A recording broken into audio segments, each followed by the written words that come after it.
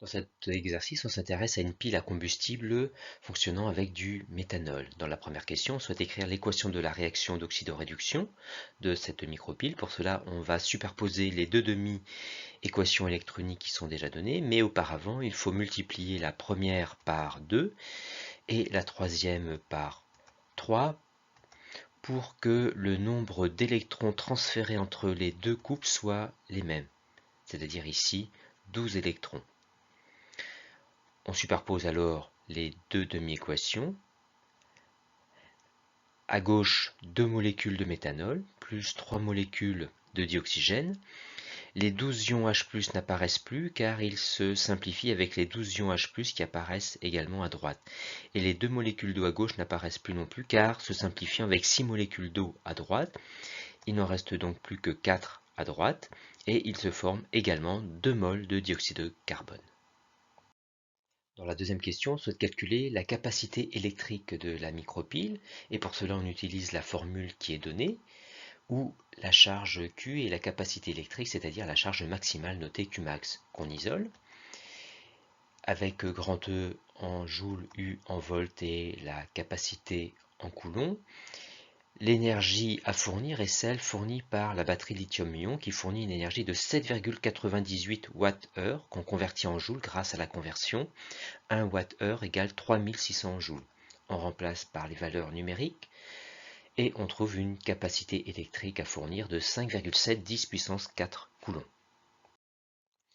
Pour déterminer la quantité de méthanol à introduire initialement, on exploite le fait que l'autre réactif est le dioxygène qui est en excès car il est pris dans l'air. Le méthanol est donc limitant. On va donc exploiter la demi-équation électronique associée au méthanol pour relier la quantité initiale de méthanol et la quantité d'électrons transférés. Le rapport de ces quantités, celle d'électrons transférés et de méthanol introduit, est égal au rapport stoichiométrique donné par la demi-équation électronique, soit ici 6 divisé par 1, et donc un rapport égal à 6. On en déduit que la quantité initiale de méthanol est égale à la quantité d'électrons transférés divisé par 6. Or, la quantité d'électrons transférés est reliée à la capacité électrique de la pile par la relation quantité d'électrons transférés fois nombre d'Avogadro, ce qui donne déjà le nombre total d'électrons transférés.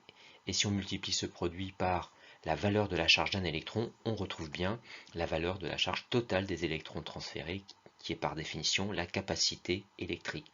On isole la quantité d'électrons transférés, soit Qmax sur le nombre d'Avogadro fois la valeur de la charge d'un électron.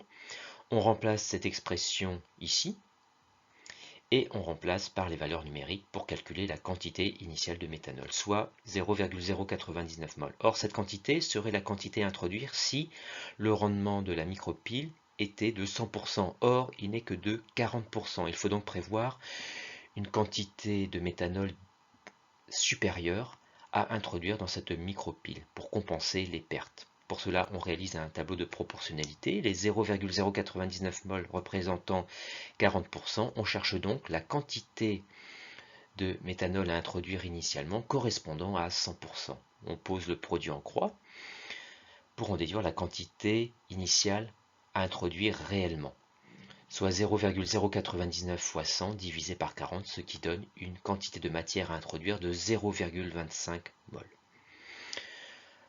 On en déduit la masse de méthanol correspondante en multipliant la quantité de matière par la masse molaire, soit 8,0 g de méthanol. Et pour en déduire le volume, on utilise la masse volumique du méthanol. Le volume est égal à la masse sur la masse volumique. On vérifie la formule avec les unités. Une masse volumique en grammes par centimètre cube.